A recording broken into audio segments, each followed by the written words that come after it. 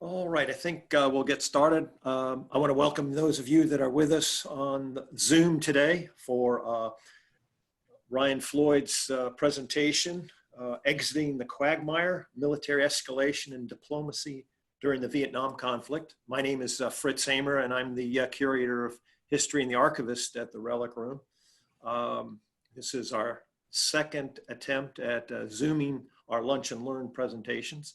And before I forget, let me just remind those that may be interested, we are going to open the museum up tomorrow for the first time since March.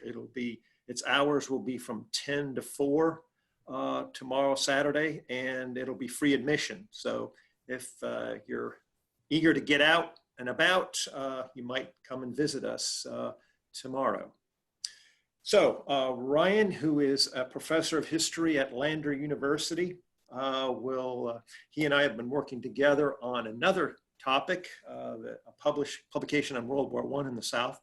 But Ryan has been teaching on Vietnam, and I welcome you, Ryan, to our Lunch and Learn through online, and I'm going to turn it over to you now, and we look forward to your remarks. Thanks. I appreciate it. Can everybody see the presentation on the screen? I see it. Okay, great. As mentioned, I'm Ryan Floyd. I'm from Lander, and I wanted to start by saying thank you for coming and listening today, but it sure seems more appropriate to say thanks for clicking the join button and sitting in your chair and just visiting with us today. This is kind of got to be one of the strangest ways I've ever given a presentation, but that in itself is kind of making it interesting. Again, what I'm going to try to talk about today is focusing a lot, as you can see from the images, on kind of the exiting process of what I consider the quagmire of Vietnam, and looking mostly at kind of the mixture of military escalation and diplomatic efforts by the Nixon administration to get out, and also looking at some of the other pieces that we'll talk about here that are all kind of intermingling here. Just as a quick background, as we know, by 1968, we're pretty deep in the quagmire. We've gotten involved in the Vietnam era or conflict as early as World War II, when we started providing aid, and of course, immediately afterwards, providing aid to the French. And we gradually increased that aid as we got closer and following the Geneva Convention in '54. Well, during the Eisenhower and the Kennedy years, that increased involvement mostly focused on providing military and economic aid to South Vietnam, and of course, increasing the number of military advisors who we sent to train the Army of the Republic of Vietnam. Throughout the Kennedy years, it appears that the president was pretty reluctant to expand America's role in the conflict, and at one point said that adding more troops is like, and I quote, taking a drink. The effect wears off and you have to take another.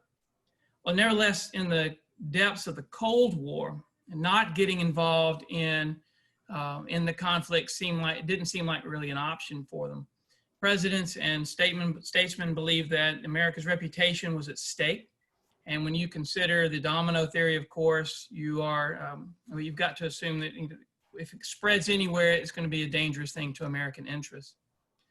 Additionally, at home, a president could not be perceived as soft on communism. Doing so might certainly threaten their chances of re-election. Well, with such concerns in mind, by the time Kennedy was assassinated in '63, the United States had over 16,000 military advisors and around 8,000 civilian personnel in Vietnam. Under Johnson, Vietnam became a real issue that he believed he needed to resolve very quickly if he was going to expand on and focus on his great society. Thus, when the opportunity presented itself with the Gulf of Tonkin incident, Johnson began bombing select targets across North Vietnam. Well, eventually, the administration found it necessary to take another drink. And as bombing sorties turned into bombing campaigns and troops needed to guard air bases turned into search and destroy missions, we just expanded and expanded our role in the conflict. Problem was, of course, nothing seemed to be working. The bombing missions even made things worse by creating serious refugee crisis in the South. And along with the bombings, our continued support for the South Vietnamese government turned a lot of Vietnamese civilians against the United States as well. So again, we just got pulled deeper and deeper into this war. And by the time of the Tet Offensive in '68, the United States had roughly 535,000 troops in Vietnam. Now, between 1956 and 1968, I want to show you this. Here's Kennedy, of course. I'm a little behind on the slides. Show you. There's Johnson. Between 1956 and 1968, casualty rates had grown as well. Now, the United States had suffered roughly 36,900 deaths in the conflict to date, and the U.S. Agency for International Development estimated that somewhere around 227,000 Vietnamese civilians had been wounded or killed at that point, or excuse me, between 65 and 68, that number. To top it all off, the Defense Department estimated the total financial costs up to that point had been about $64 billion. So by that time, you've got to also add the Americans were getting kind of tired of it. They were getting concerned. A February 1968 Gallup poll suggested that 48% of Americans felt, this is in '68, felt that the war had been a real mistake. The conflict is also going to be something that tears the Democratic Party to pieces. And as we know, Johnson realized that it was best for him to step down and not accept his party's nomination for another term. Well, this is, of course, going to make it real easy for Nixon. Nixon, as we know, was a well-known figure, an ardent Cold Warrior, has a long history of dealing with Cold War and being an anti-communist. Dealing with HUAC, with the Alger Hiss case, and of course being a congressman and senator, and then finally VP for Eisenhower. Well, when he runs for president in 1968, he told the American people that he had a secret plan to, and I quote, end the war and win the peace. And while he intended to hold a hard line in the conflict, he claimed that he was also going to be seeking peace with honor in Vietnam. Something I found interesting is that despite these public statements, Nixon, just like his predecessors, didn't really feel like the United States could outright win in Vietnam. But he needed a way out that would hopefully not damage U.S. or his credibility. He once said, and I quote, "I am not going to end up like LBJ, holed up in the White House, afraid to show my face in the street. I'm going to stop this war, stop that war fast." Well, this is going to mean using a variety of diplomatic strategies. First and foremost, he hoped to use a foreign policy known as détente. Now, the idea was to reduce tension between the United States and the Soviets and between the United States and China. Now, to do that, it entailed two different things. One was the idea of linkage, and this was where he intended to offer the Soviets and the Chinese aid if they would in turn stop supplying the North Vietnamese with weapons and agree to some arms reductions. He also planned to use the closely related strategy of triangular diplomacy, which required the United States to play one communist state off against the other in the hopes of improving relations with both. And then again, ultimately hoping that they would put pressure on North Vietnam.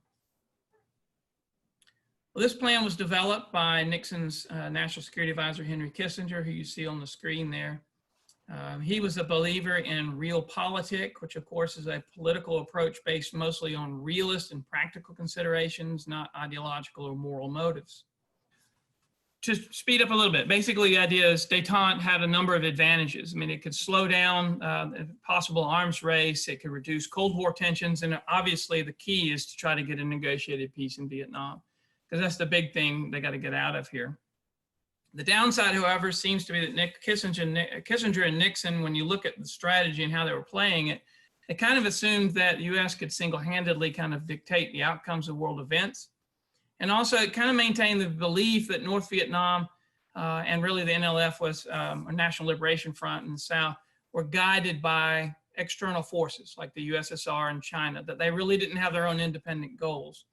So there are some complications to this process, but in the end, I mean, it is going to be an important part.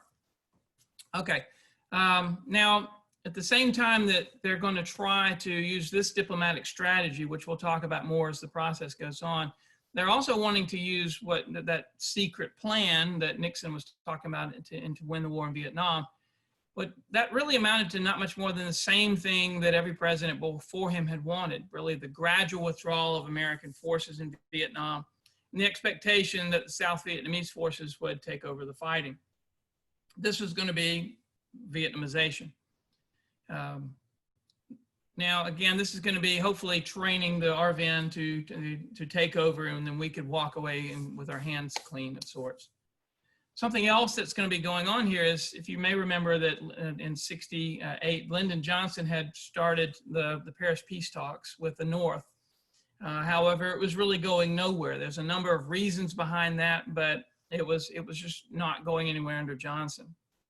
Nixon, when he enters the White House, he quickly restarted those peace talks.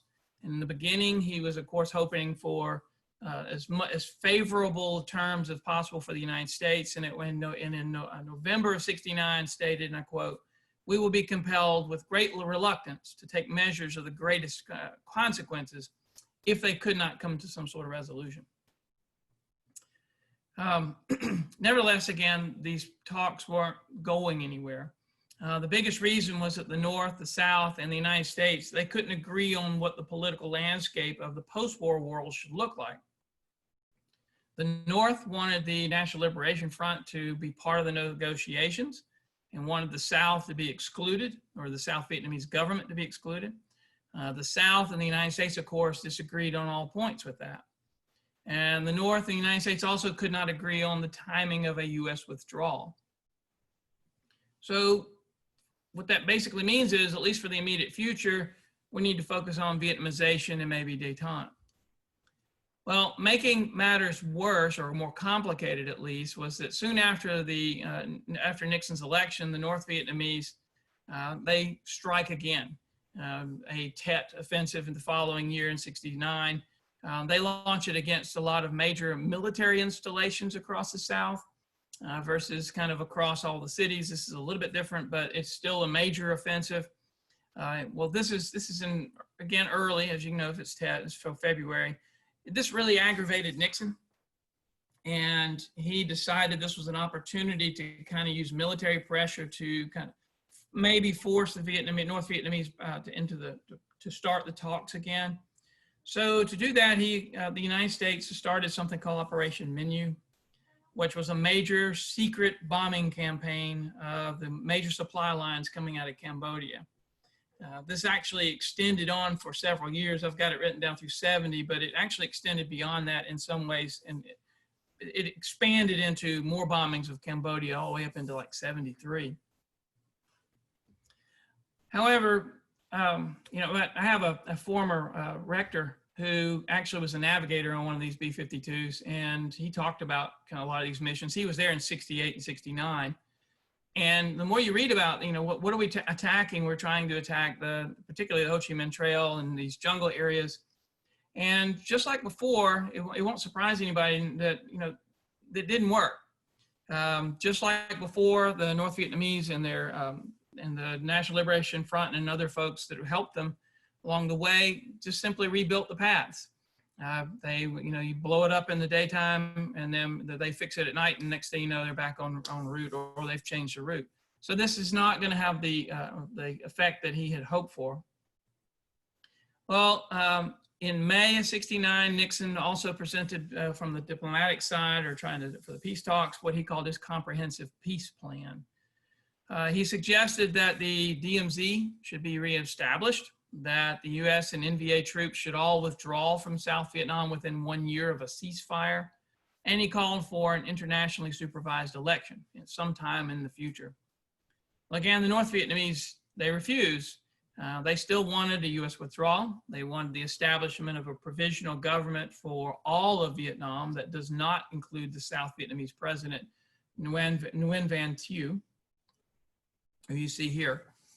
And and they also, of course, want Vietnamese matters to be left up to the Vietnamese. They don't want this outside issue decided by someone else, or this what they see as an internal struggle dealt with by someone else. Well, again, these things are going nowhere. So, and despite that, though, Nixon is still making efforts to try to get out. And in August, or excuse me, not in August, but in June, Nixon meets with you at Midway Island and tells him that he's planning on withdrawing the first 25,000 U.S. troops in August of that year. Well, at the same time, secretly, Kissinger has reopened peace talks with the North Vietnamese. In this round of talks, though, Kissinger is meeting with Le Duc Tho, who is the special advisor to the NVA delegation and would ultimately be their key negotiator. Now, Kissinger was basically proposing a lot of the same ideas as they had before, except for one key difference, which is a kind of a compromise, is that Kissinger does not require the North to withdraw its forces from the South. But again, the North doesn't want to budge on this. They want Thieu out of power. And one other thing that's important to notice here is that the talks did not include Thieu very much. I need to go back and you can see his picture again. Who he really realized, and as we're going to see even more and more as it goes along, gets pretty much hanging in the wind. There's not a whole lot he can do about it, though. Really, from the very beginning, South Vietnam had very little voice on the American decision to enter the conflict, militarily especially, and no voice whatsoever about America's exit. Well, the delay in ending the war only increased American war weariness at home. And you're going to see a lot of public unrest as people are getting more and more frustrated about the conflict. And in November, we're going to see larger protests across the country. Well, Nixon responded to some of these protests by saying that the United States was going to withdraw if he's trying to calm things down, but he said it had to be in an orderly manner to ensure the safety of South Vietnam. But well, what does that mean? Well, that means, of course, again, a gradual withdrawal as the ARVN troops are improving in battle.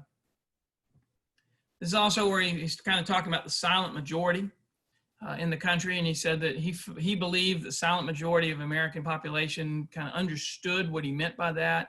And of course, he went on to criticize protesters by asserting that the NVA is not what could humiliate the United States. Only the American people can do that. Well, that didn't calm things down. We're going to see additional protests and so on, as we know.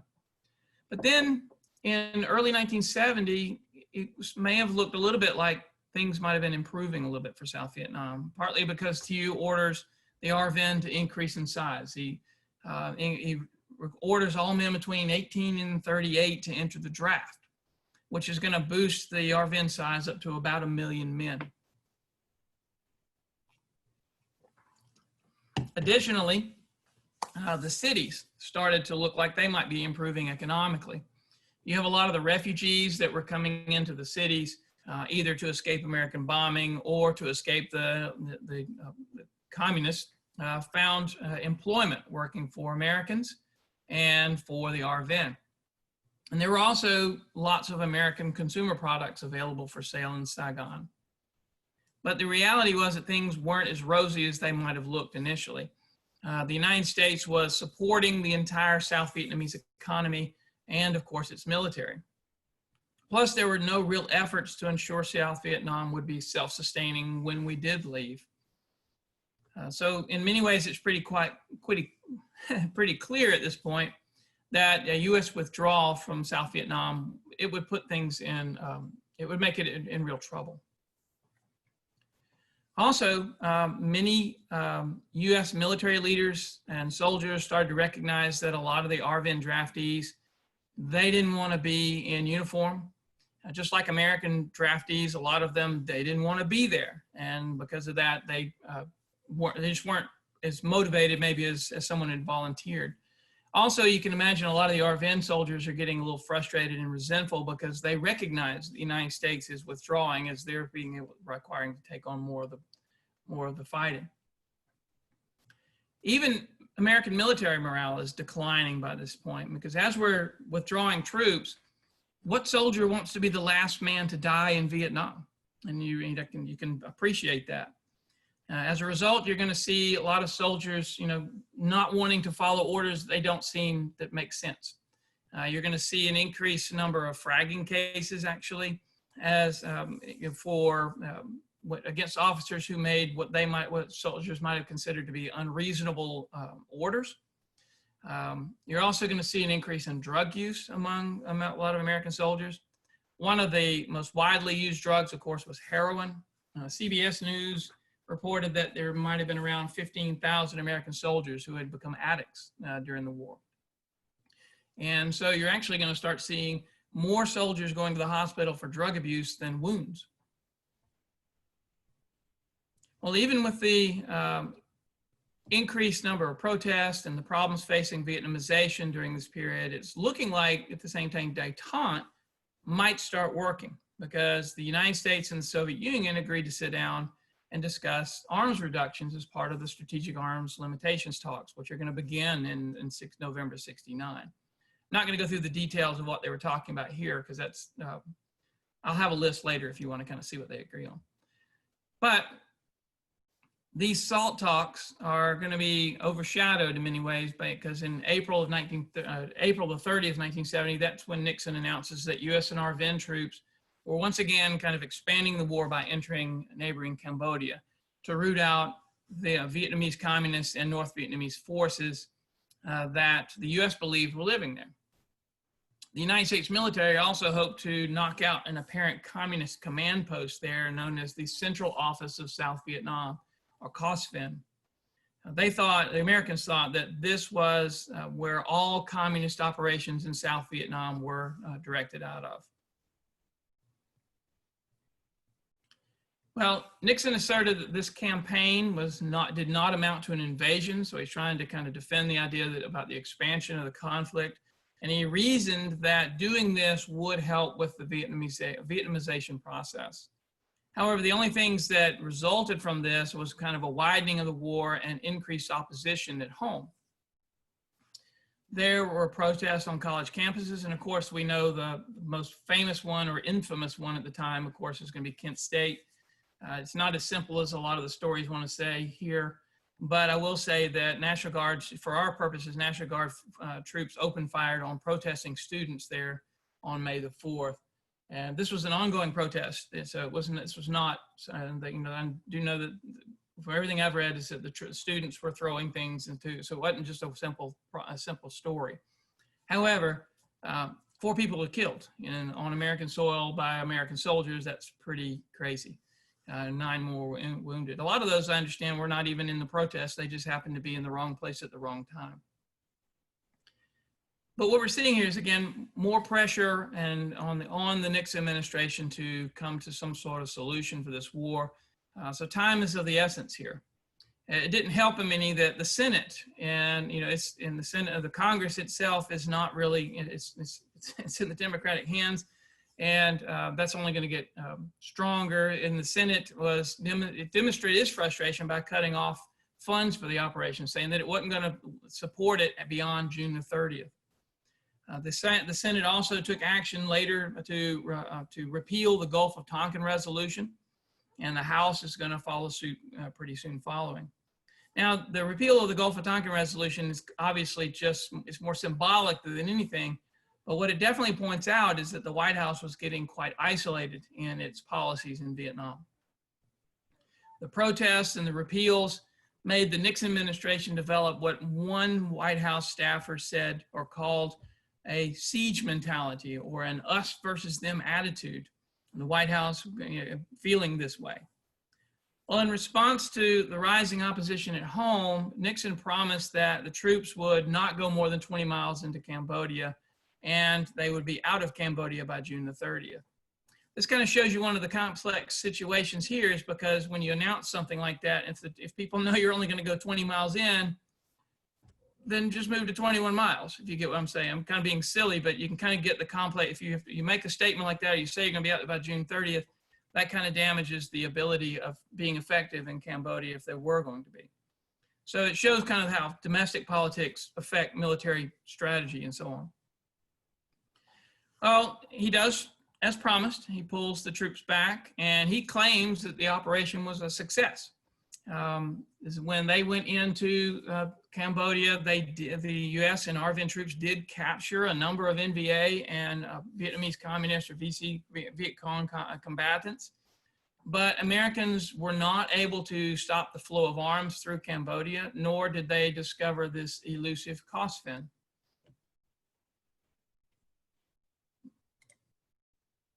Then in September, clearly seeing kind of the increasing changes in the domestic situation in the United States, the political landscape, and really hoping the United States would compromise, the North Vietnamese and the NLF have announced that they would come back to the peace table.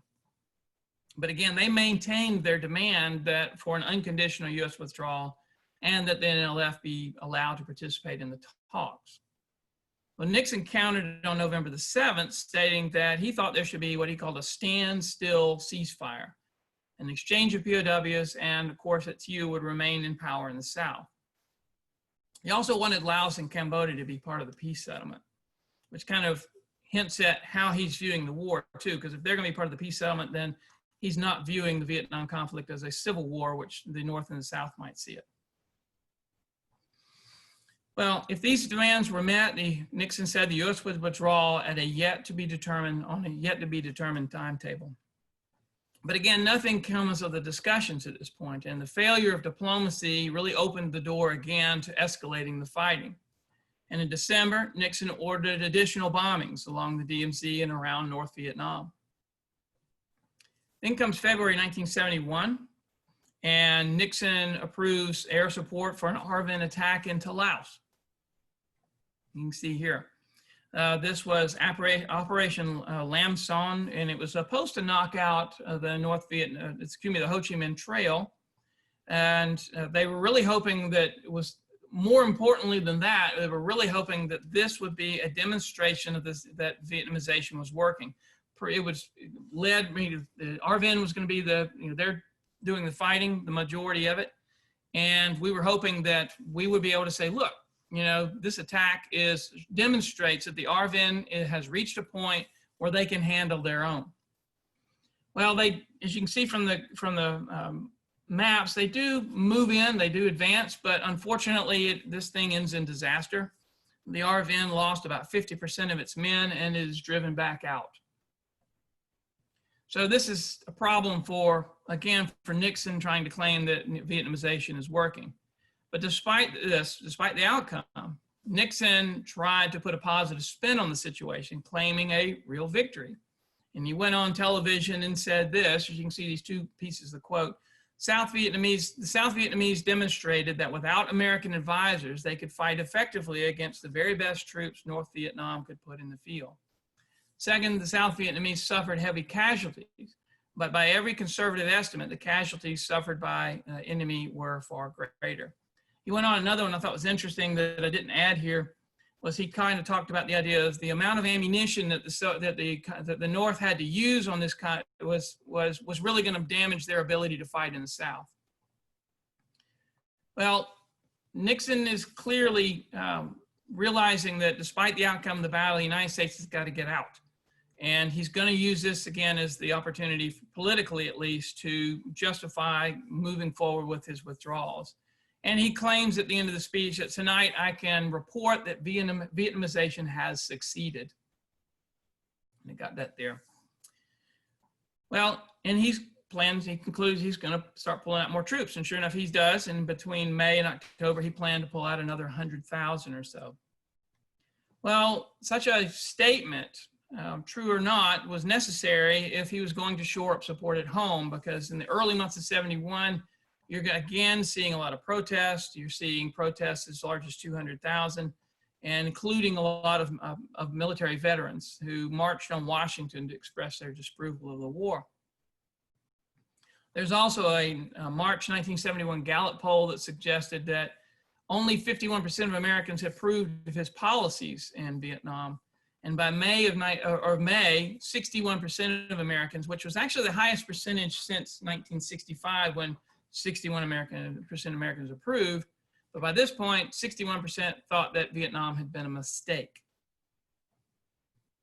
Well, adding to this frustration at home was the court-martial of Lieutenant William Calley, who was blamed for ordering what became known as the My Lai massacre. I'm not going to go into the details of that one. My advisor at Alabama, Howard Jones, actually just finished a book on this. So if you want to look at something, that would be a great thing to go read about.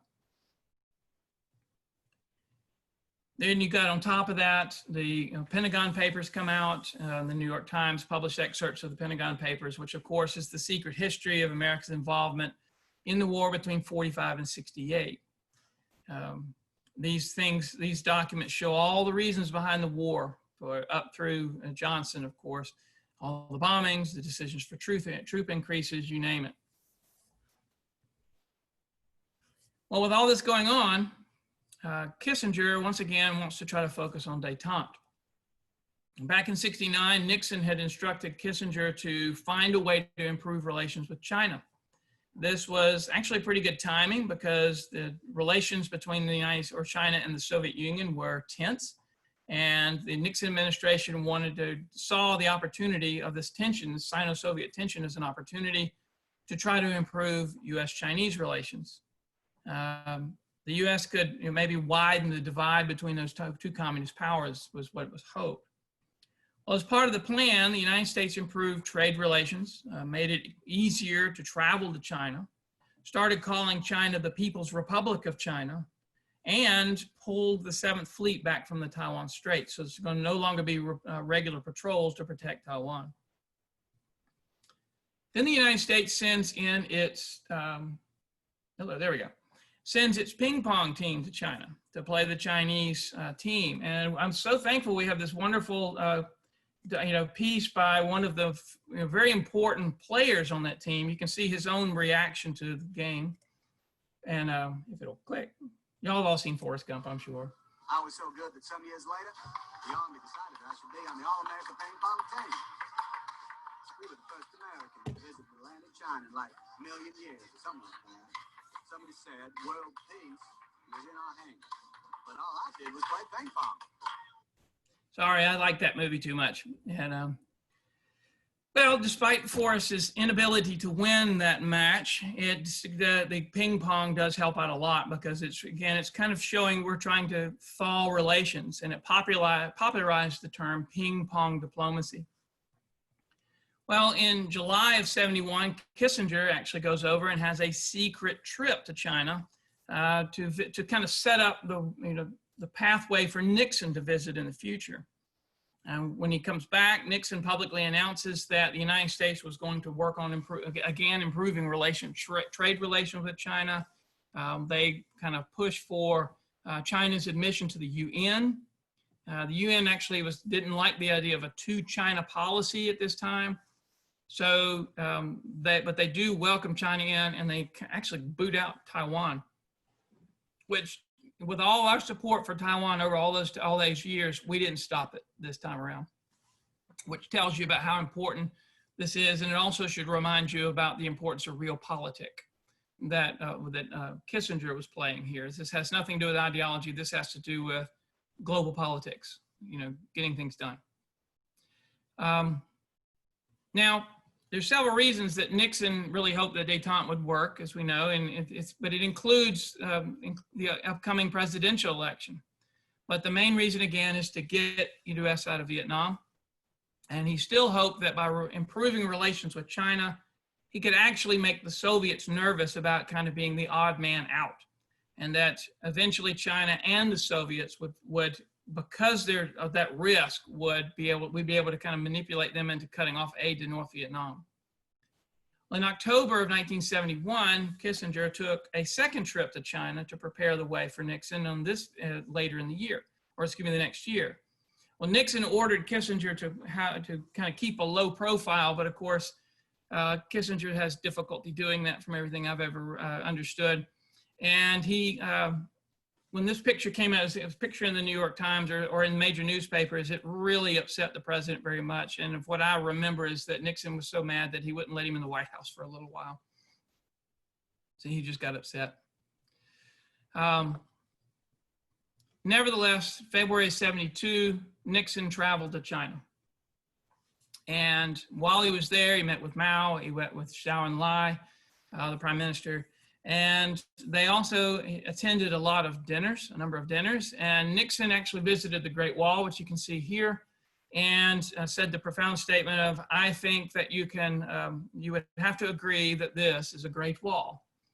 And he went on to add to that, but I'm always kind of humored. He says, he made a good point. He says, as we look at this wall, we do not want any walls of any kind between people. So he's trying to point out we need to bring ourselves together.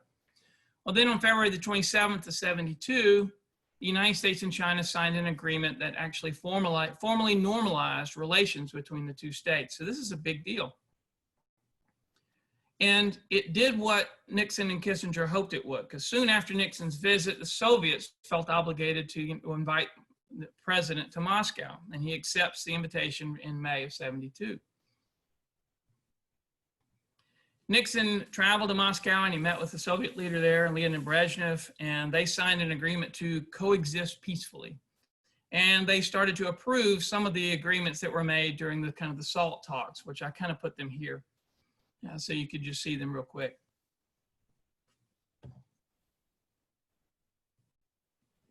Don't be deceived, I guess, and not that you would be, but what's interesting here is that all these things, you know, put caps on ICBMs, but it's not going to put caps on a lot of the smaller types of missiles that were out there. So it ended up changing the arms race, not really eliminating the arms race. Cruise missiles and things like that weren't really talked about. So that was a very different piece. But either way, we're talking, and that's a big deal.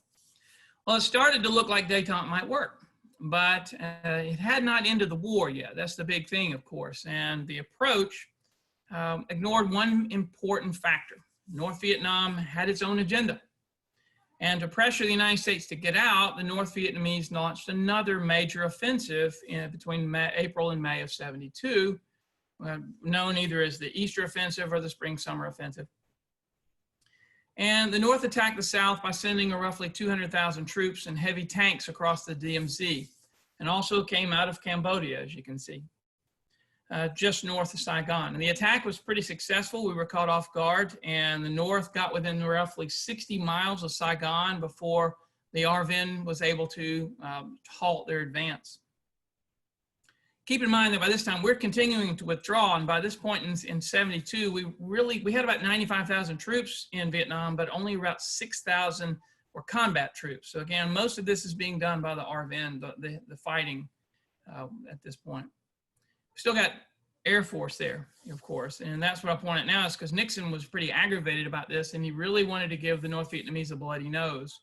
So he decided to increase the bombing of North Vietnam. And Nixon said, and I'll quote, "The bastards have never been bombed like they're going to get bombed this time." And the assault would actually be the largest bombing campaign of the war, known as Operation Linebacker 1. The U.S. dropped bombs from May to October. And this was really the first time since 1968 that U.S. bombers are hitting places in the north like Hanoi and Haiphong. Well, Nixon even approved the mining of the Haiphong harbor, and that reason that's a big deal is because that's used regularly by Soviet merchant ships. And it would be one reason why we hadn't done it up to that point, because we didn't want to risk damaging or escalating the war by bringing them into it, or the Chinese for that matter. But at this point, things have changed a little bit. Well, whether or not the bombings had an effect is still kind of hard to determine, but again, what these bombings do is they cut off rail lines heading into China. And again, the mining of the harbor makes it more difficult for the North Vietnamese to access food and arms. And so in some ways, North Vietnam was getting increasingly isolated as the days wore on. China and the Soviets both publicly condemned the bombings, but at the same time, neither one of them came to Hanoi's aid. They didn't want to risk those improved relations with the United States. As a matter of fact, at one point during the operation, the United States accidentally destroyed several Soviet merchant vessels, but the Soviets didn't react, nor did they withdraw any kind of invitation to Moscow. Well, again, one reason it's hard to tell if the bombings and détente alone were working is because Nixon also let the North know that the United States that if the United States got its POWs back, it would agree to an internationally supervised ceasefire, and he put a deadline on withdrawals. He said that the United States will withdraw within 4 months. So we're making a huge compromise here. Was, could that have been the factor, or was it a combination? But either way, in October, Le Duc and Kissinger finally came to an agreement. The North agreed to turn over U.S. POWs simultaneously with a ceasefire. And the United States, of course, was going to withdraw within 60 days. Well, the North also agreed to have internationally supervised elections. And a big piece was that they did not, they dropped the demand that Thieu step down from power. At the same time, Kissinger did not demand the North to withdraw its troops from the South. So again, we're seeing a lot of give and take here that wasn't happening earlier on. Kissinger went back to the United States in October and again ticked off Nixon when he, right before the election, claimed peace was at hand. So he kind of stole that opportunity from Nixon to be able to make that kind of claim. Well, either way, the agreement was made and looked like things were going well, right?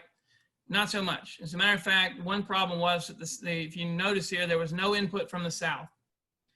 Thieu refused the settlement because of that, and he adamantly opposed the idea, particularly that the North would be allowed to keep its troops in the South during the ceasefire. Well, Nixon considered Thieu's concerns and decided to wait until the U.S. presidential election had passed and he had won, which we know he won easily. He wanted to wait until that was over to press for more concessions from Hanoi. And sure enough, he does. After the election, Nixon sends new demands that he wanted if peace was going to happen, including the reestablishment of the DMZ.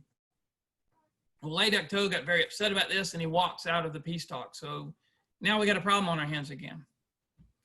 Well, to increase pressure on Hanoi again, Nixon decided to use what Kissinger would call jugular diplomacy by starting another massive bombing campaign in December of 1972. Nixon actually went to the Joint Chiefs of Staff and told them that if this program wasn't a success, he was going to hold them responsible for it. So sure enough, they made sure that it was a serious campaign. And for about 2 weeks, except for Christmas Day, because, we're not uncivilized or anything, we dropped 36,000 tons of bombs from B-52s and other F-4s and so on onto the North as part of Linebacker 2, and also known, of course, as the Christmas bombings. Well, Nixon claimed that he did this to pressure the North into releasing U.S. POWs. But the problem with that is that what that statement is that had already been agreed upon. So what did we get out of this bombing? That's a good question. See, but over a period of time, here's the other thing is, during the bombings, excuse me, lost my train of thought there, but Nixon also warned Thieu during this period that he better go along with any agreement that comes out of this because he was concerned that U.S. Congress was going to pull funding for the war effort. So we either get out or we got to do something now. So on the surface, did this bring the North Vietnamese back to the peace table? Might have.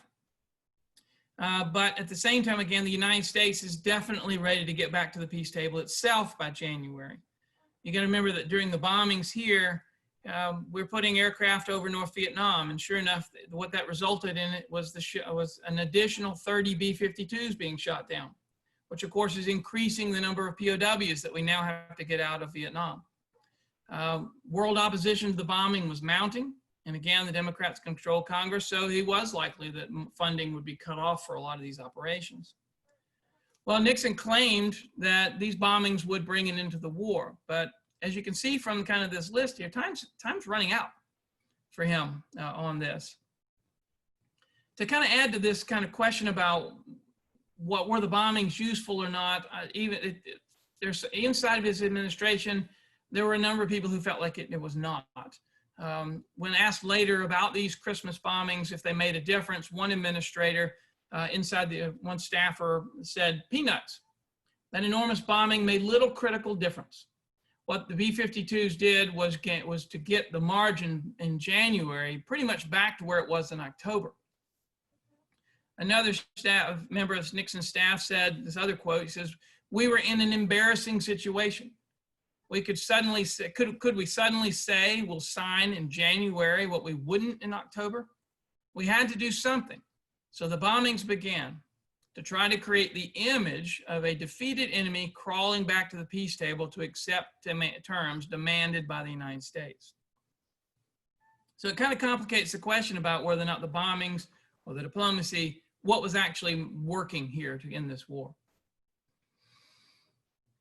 Well, if it was the bombings or the lack of time that we're seeing, the crunch time that we're seeing because of domestic issues at home, or was it détente? The reality is the two sides do come to an agreement in January of 1972.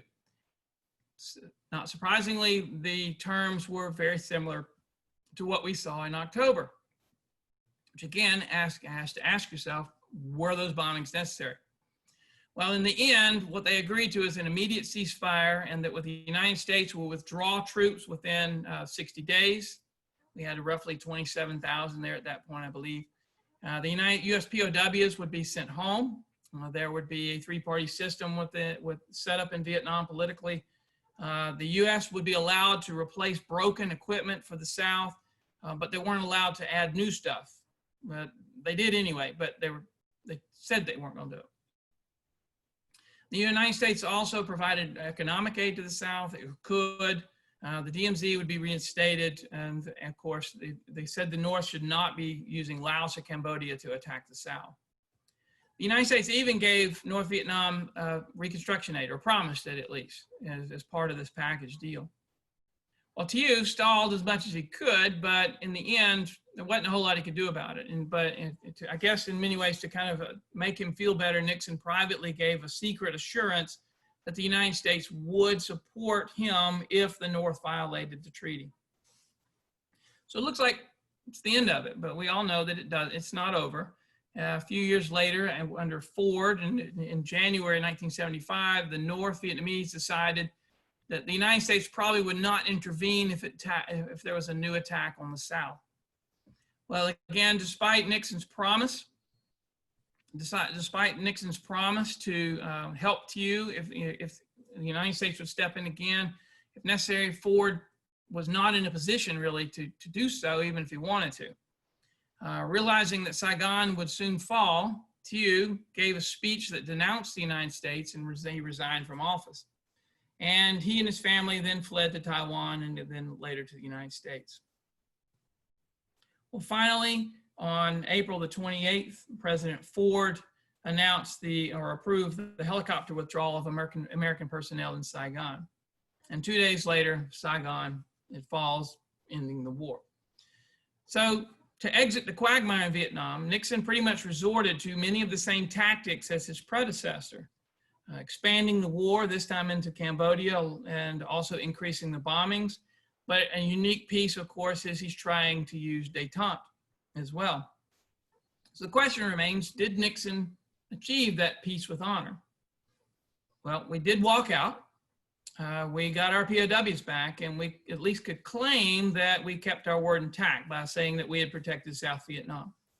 But in reality, I would argue that our policy in Asia was really in bad shape, and that the outcome of Vietnam, it certainly ended kind of that myth that the U.S. military had never lost a war. Plus, between 1961 and 1973, roughly 58,000 men and women died in Vietnam, Americans. Another 300,000 had been wounded. You've got about 1,400 military personnel and civilians that were still unaccounted for, POWs, or excuse me, MIA, missing action. And the United States had spent roughly $150 billion on this effort. The cost of the war, of course, plays a major role in the stagflation that's going to come about, or how we paid for it is going to play into the stagflation of the 70s. There's also the number of deaths of Vietnamese is outstanding. It's beyond, that we don't have any clue how many really civilians or North Vietnamese or there's, NLF fighters, it's roughly about 196,000 RVN as well. Something else that created a problem for us is that, this conflict is going to increase the distrust that people had in the United States government. And of course, it helped with the divisiveness of American politics. And we know that Vietnam and the results of Vietnam, or how it played out, are going to overshadow all military planning and decisions about international intervention in the future or since then. So in the end, really kind of peace with honor was simply a politically savvy phrase, maybe used to save face. It doesn't look like Vietnamization worked as well as they had hoped. And claiming that it did was simply a way to kind of wind down America's presence in the war, to kind of justify our withdrawal. So basically, again, looking at this, I mean, you can see that throughout the Nixon administration, he tried a number of things, including escalating the war as a way to get out. You know, whether or not that was effective, that's kind of still up for debate. But of course, we definitely play in and using a lot of diplomacy here too, which was the main focus of this talk. So I appreciate you listening to me. I'm going to stop there for time. But if you have any questions, I'd love to try to answer them for you.